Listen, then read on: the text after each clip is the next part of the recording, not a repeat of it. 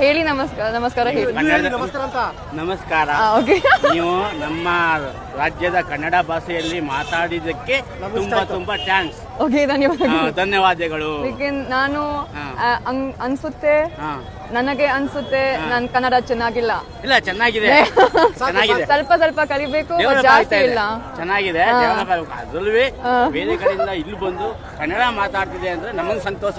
ಕರ್ನಾಟಕದವರಿಗೆ ಸಂತೋಷ ಪಡುವಂತ ವಿಷಯ ಇದು. ಅರ್ಥ ಆಗಲ್ಲ. ನನ್ನ ಶಿಕ್ಷಕಿ ಸ್ಕೂಲ್. ಇಲ್ಲ, ಬೇಡ ಸರ್. ನನ್ನ ಹತ್ರ ಒಂದು ಮೇರಾ ದೋಸ್ತ್ ದೇವರಾಜ ಮಾರ್ಕೆಟ್ ಅಲ್ಲಿ ತುಂಬಾ ಸ್ಪೈಸಸ್ ಇದೆ, ಎಲ್ಲ ಇದೆ.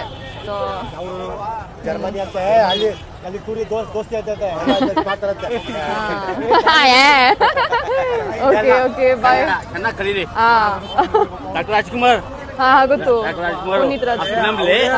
ಮಂಜುಳಾ ಅವರು ಹಿಂದಿ ಟೀಚರ್ ಏನೋ ಮಾತಾಡ್ತಿದ್ದಾರೆ.